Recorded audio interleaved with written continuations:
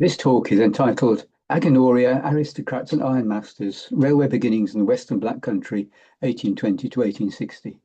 It's a re-recording of the talk I gave at the Black Country Society History Day at the Black Country Living Museum on the 8th of November 2025. The whole meeting was entitled After Agenoria, Aspects of the Railway Revolution in the Black Country.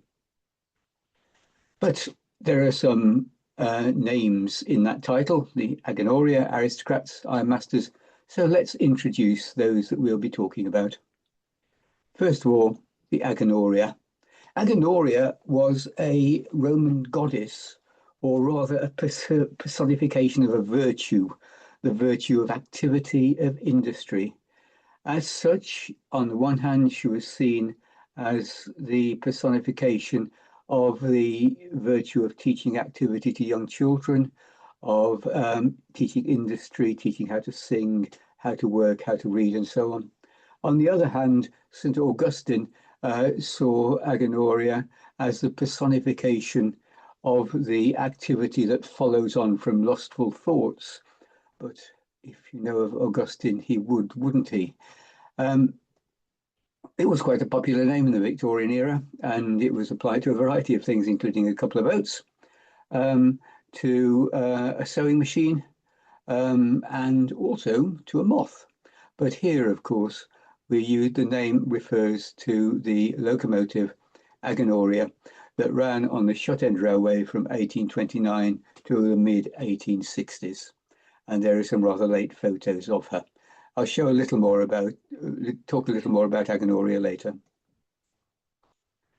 The aristocrats, the main aristocrats in our story are the Earls of Dudley and the Dudley estate.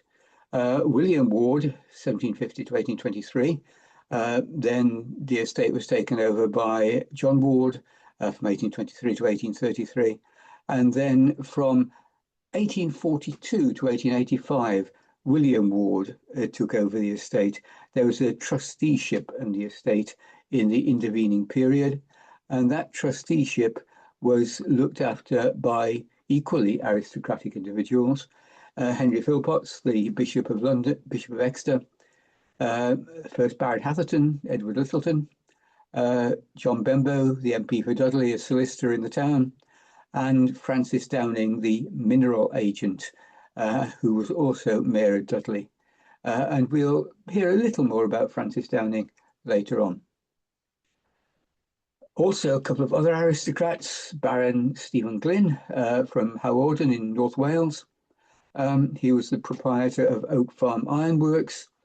And on the marriage of his sister to William Gladstone, he bequeathed a significant share in the ironworks to William Gladstone, which was something of a poisoned chalice because the ironworks suffered a major financial collapse that Gladstone spent a great deal of time and money sorting out.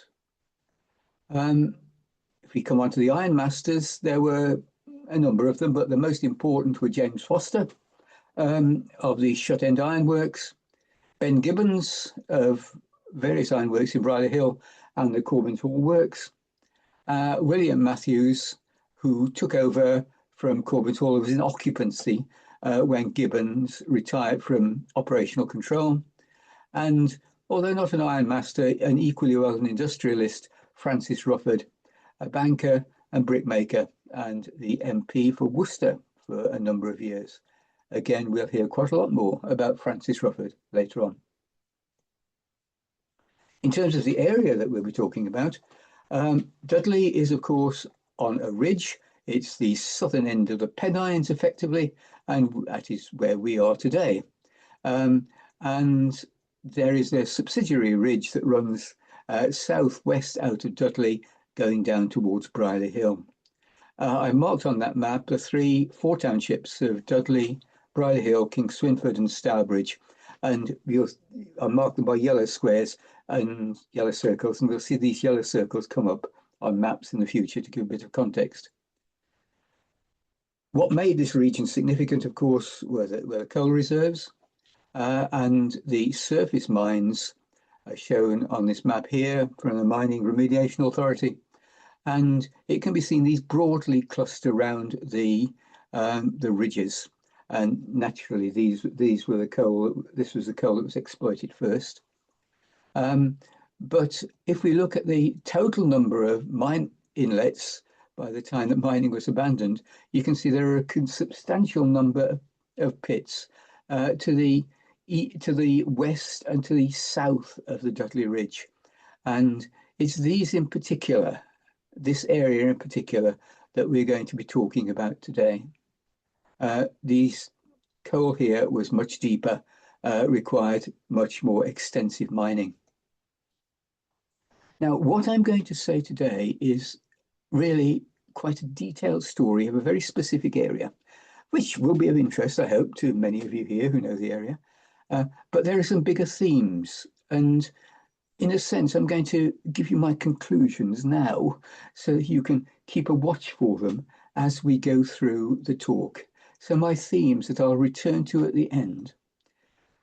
That major canal and railway schemes then, as now, took a long time from concept to completion. Design changes during approval and construction, and significant financial issues as well. Again, that has modern resonances. That being said, for smaller schemes, that could be constructed very quickly indeed, and we'll see some of the railways over a period of just a year or so. There was a whole set of tramways developed in the area that were very, very transient. There was significant aristocratic influence. Indeed, it was crucial to the development of railways and canals in this area. There was an interaction of canal and railway concepts and technology. And really, when one is considering the early industrial railways of this area, one actually needs to consider the canals at the same time. And the dominance of railways over canals took several decades to be established. Okay, so I'll come back to these points later, but let me tell the story. In 1822, you can see there the townships, and there were a number of canals in the area. There's the Staffordshire and Worcestershire Canal to the west that allowed access for goods and services to Liverpool and to Bristol.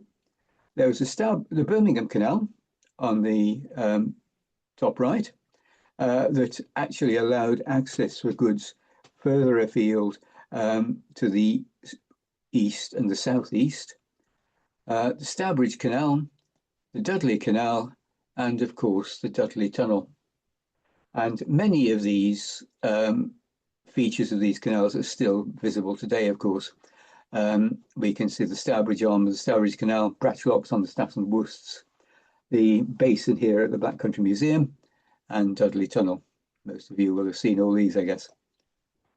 In 1822, there were a number of ironworks, and these ironworks, shown here by sort of brownish circles, are mainly clustered around the canals.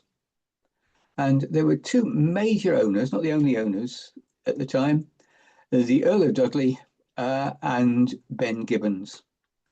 Ben Gibbons, slightly after this, his firms underwent a major financial crisis because of various banking deals in Bristol, and he managed, through very clever accounting, to avoid the full consequences of these, but presumably his creditors didn't. By 1825, though, there were ironworks were spreading further north to take advantage of the coal in that area. And we have Corbyn's Hall, which Ben Gibbons was now running, and there were still ironworks down around Bridle Hill, of course. There was Shut End Ironworks, run by James Foster. Shut End is a place that's sort of disappeared now. It's really part of the Tansy Green area of Pensnet, and it's either spelt with one T or two T's. And there's the Oak Farm Ironworks a bit further to the north, owned at least, if not operated, by Baron Stephen Glynn. But you'll see that they were some distance away from the canals. Oh, and of course, the Earl of Dudley also had many ironworks, still had ironworks in the area. Um, Transport of coal and iron was by horse-drawn carts on roads and tramways to the nearest canal, basically at that point. Proposals for a canal in the area we're thinking about were first made in around 1820, but there was very little progress.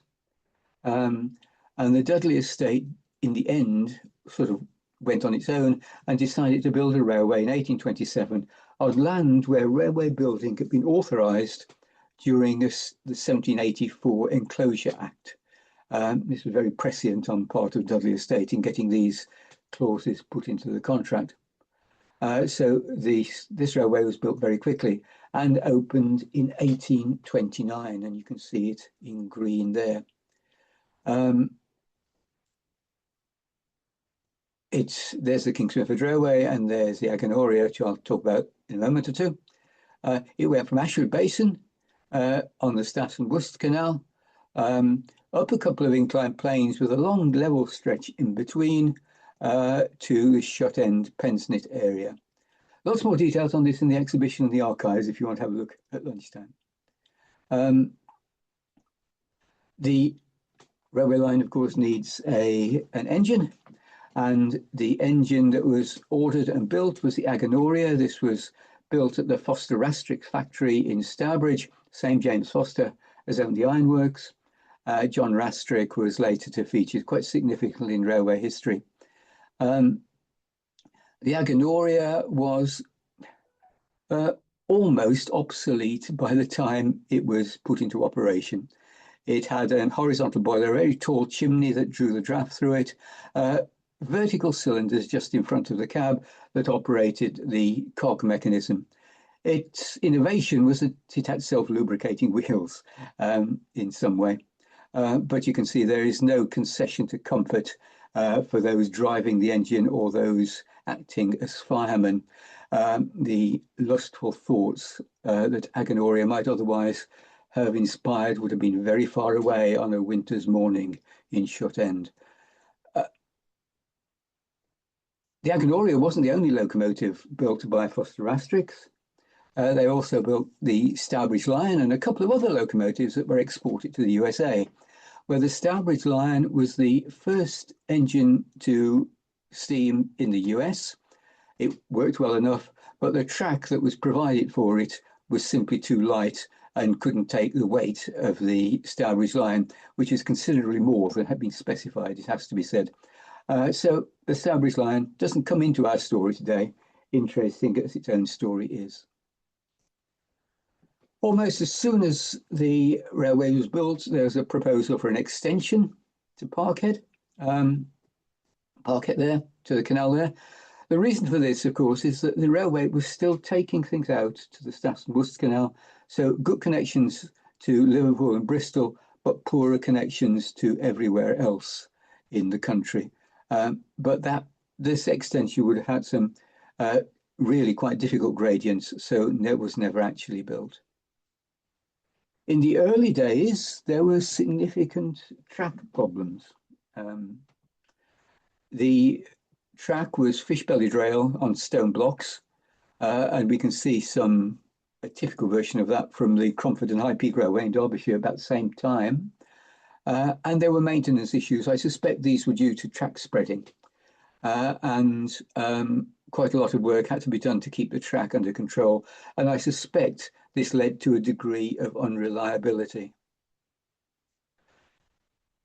Before I go on much further, I just want to mention tramways. Tramways were used to get coal to the canals. I want to give an example of tramways in the Corbins Hall area, very briefly. In the Corbins Hall area between 1830 and 1835, there were a number of mines shown by the black circles, coal and ironstone, and the big Corbins Hall ironworks run by Ben Gibbons. And there were a number of tramways. Now, it's very interesting because on maps of the early 1820s, these tramways don't show. On a similar map in the late 1830s, you can only see the remnants of these tramways. It's only on the really quite small scale, 1 inch to the mile, Ordnance Survey map of 1832 that you can actually get a picture of these. And there was actually quite an extensive tramway network around Corbyn's Hall in that period. And it came and it went over a period of perhaps a decade. Very transient. We wouldn't, if it weren't for that 1832 map, know that it actually existed. It's left almost no trace on the landscape. Not quite true, and I'll talk about that later if anyone wants to ask a question. But they came and went and disappeared very quickly indeed. Now, back to our main story. After the Kingswinford Railway was built, the ironmasters immediately began to think about other canals. Now, this was interesting. Their view was that the canals were cheaper and probably, they thought, after some early experience with the Kingswinford Railway, were probably more reliable. And so they came up with a scheme to join the Stourbridge Canal in the bottom, the Fens branch, to the Birmingham Canal in the top, through the Stourbridge, Wolverhampton and Birmingham Junction Canal, which had been quite an engineering feat and would have dived underneath the Dudley Ridge somewhere in the Coasley area before hitting the Birmingham Canal. Staffs and Worcester didn't like that one little bit, so they made a counter proposal for a line from Hingsford to Gornal, and both of these went to Parliament. But whatever, money actually ran out, and the only bit of the canal that was built was a Stourbridge Extension Canal in 1839, and you can see it there in rather truncated form. So it didn't serve the purpose of really of getting a direct access to the Birmingham canals, but did give access to the Stourbridge and then through the Dudley and the Dudley Tunnel to the Birmingham canals. And that, of course, served the ironworks mainly of James Foster and Stephen Glynn at Shut End and Oak Farm. The board members, those who put forward the money, held major shares, included James Foster, William Matthews, and by now operating Corbyn's Hall, Stephen Glynn, and Francis Rufford, the banker and brickmaker that we heard about. There were still traces of the Extension Canal in my childhood. There is Bromley Basin that some of you will know, which is the stub of the canal, continued in use as a transshipment to the railways for some years. And now I understand all that's left of the Extension Canal is effectively a mooring place. Underneath that bridge on the left there is the Stourbridge Extension Canal moorings. We're looking along the Stourbridge Canal there on the left. Then the next development was in 1840 when the Dudley estate, through Francis Downing, the agent and the trustee, built the Pensnick Canal there. Perhaps rather an odd shape, odd route to take. What was it serving? Well, there were some mines certainly at its exit at the Wallows, and it would have given better connectivity for the coal and the like to come out there. But this immediately raised the suspicions of other people, the Staffs and Worcester Canal Company in particular, that the Dudley estate were trying to connect up somehow with the Stourbridge. And to be honest, and that's Parkhead, the Pensnick Canal can still be seen just as a drainage channel in the area. And the Dudley estate indeed were trying to connect up to the Stourbridge Extension Canal, and they, in the 1840s, early 1840s, came up with another proposal to connect the Pensnick Canal to the Extension Canal and to build another canal going through underneath Dudley to the Birmingham Canal system, and that would have been yet another tunnel underneath Dudley. And so naturally the Staffs and Worcester Canal decided they were going to put in a counter proposal, their Hunts Mill proposal from Hingsford. But something changed, and these canals were never built, and the leading authority of canal building in Britain, Charles Hatfield, says in his discussion of the issue that by 1842, 1843, the age of canal building had passed. And indeed, the Dudley estate put forward proposals instead of the canals for a new railway system, the Pensnett railway system, and the proposals are as shown there. They weren't quite built as intended, but a substantial part of it was built, going from the end of the Pensnett Canal around the Wallows, through what was to become Roanoke Steelworks to the Nine Locks, up to the Old Park, and up to the Barrow Hill incline and beyond, serving mines all over the area. The important thing about this railway is that some of the routes followed the exact line of earlier canal proposals. Basically, they took the designs and wrote railway on them instead of canal. The endpoints of other routes were the same as endpoints of the canal proposals. And most importantly, the method of working mirrored the canal methods, level stretches and inclined planes. So there's a significant interaction between canal and railway technology. So that was the development of the industrial railway in the area, with Agenoria still running up and down it. The next step was to see main lines coming into the area, and in particular, the Oxford, Worcester and Wolverhampton Railway, the old worse and worse. The idea for this was developed in the early 1840s as a line from Oxford to Wolverhampton. It was to be mixed gauge, broad gauge and standard gauge to connect up with the GWR at Oxford. And the engineer, almost inevitably, was Isambard Kingdom Brunel. It was ultimately authorized in 1846. The chairman of the board was Francis Rufford. We've seen his name also on the list of those associated with the Stourbridge Extension Canal. It was strongly opposed by William Gladstone, then part of the ministry at the Board of Trade, largely on the basis that broad gauge was not going ever to be the main gauge in the country. Nonetheless, it was authorized as a broad gauge line. It had financial problems throughout its construction, as we'll see, and there were frequent stops and starts to its building.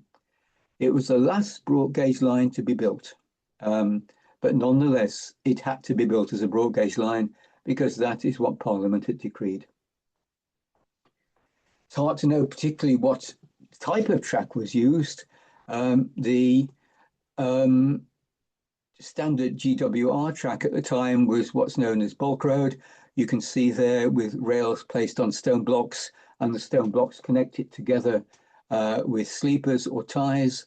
Felt to be a very, very good way of building track, but actually quite expensive. But nonetheless, some of it remained in use for many years after broad gauge was officially abandoned. In our area, the OWWR had some significant viaducts at Stamper Mill and at Parkhead, and there we can see the original Stamper Mill viaduct and the not original Parkhead viaduct.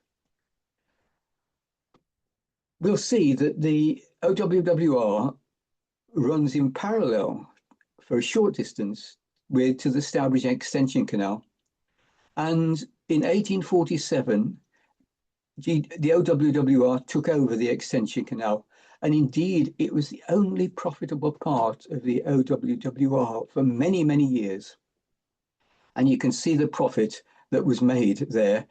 This profitability was increased when the railway itself opened because there was huge transshipment going on at Bromley Basin. The interesting thing was Francis Rufford was chairman of the Stourbridge Extension Canal Company and the OWWR. So he sold shares in the canal where he was chairman to shares in the railway where he was chairman, presumably received some money for them. It all sounds to me a bit dubious. I don't know anything about legislation at the time, but it all sounds a bit suspicious to me. It became even more suspicious in 1851 when the OWWR lost £24,000 when the Stourbridge and indeed the Bromsgrove branches of Francis Rufford's bank collapsed. So not only had he sold shares to himself, he'd put the money or some of the money from his undertaking into his own bank account, which then went belly up. Rufford, unsurprisingly, resigned. Lord Ward took over as chairman, not for too long. Rufford himself resigned as an MP, was financially ruined, and died a couple of years afterwards. The OWWR finally opened to Dudley in 1852, where it joined in a junction with the South Staffordshire Railway at Dudley Station. And we can see the 1852 situation there, with the black line showing the main line coming up, going close to Stourbridge and Brierley Hill, under a tunnel near Dudley, and then going up to the left to Wolverhampton, or the South Staffordshire going to the right. Again, a bit more about Dudley Station and the exhibition and the archives. The Pensnet Railway, though, had expanded by this time from its base at the Wallows, and now was throughout railways down to the southeast, to Saltwells and to Cradley, and crossing the line of the main line. And in fact, it actually got there first, which resulted, of course, in the famous level crossing of the Pensnet Railway across the GWR, as it became, in Round Oak Steelworks.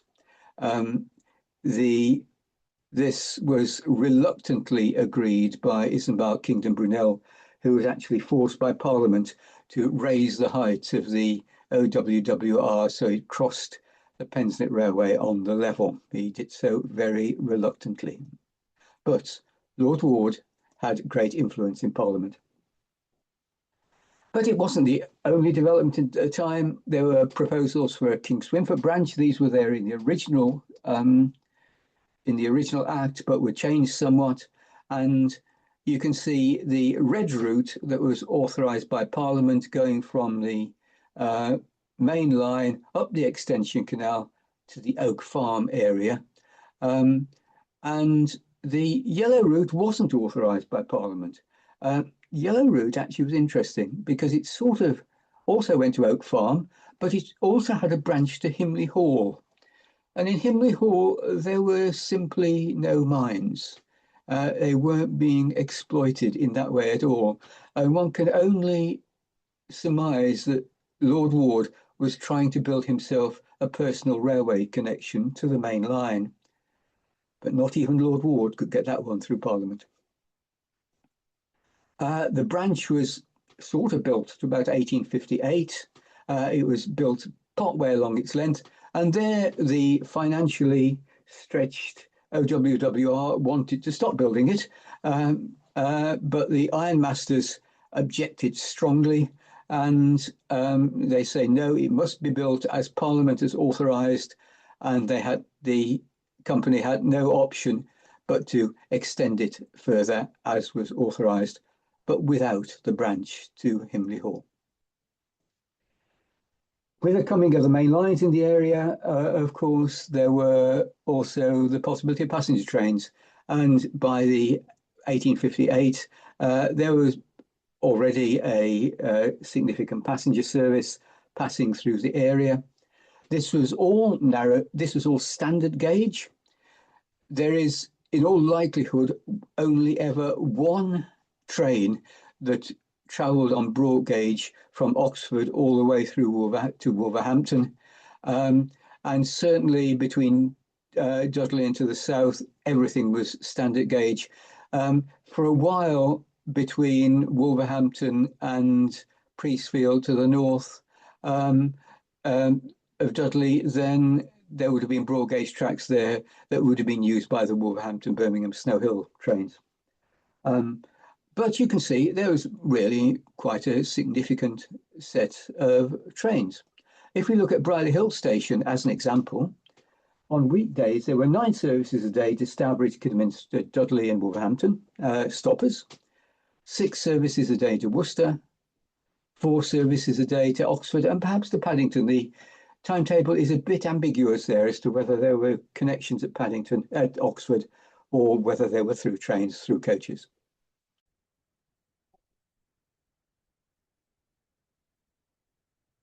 In the early 1860s, there were more railway schemes put forward for the area. For example, the South Staffordshire and Central Wales Railway would have run through our area through Dudley, Sedgley and Himley, and indeed would have had a branch to Oak Farm. In 1861, the Dudley and Bridgnorth Railway was proposed that went from Dudley through Pensney, Shut End and Warheath and then on to Bridgnorth. These and others similar came, of course, to nothing. But that brings us, I think, to nearly to the end of our story. In 1864, Agenoria was retired.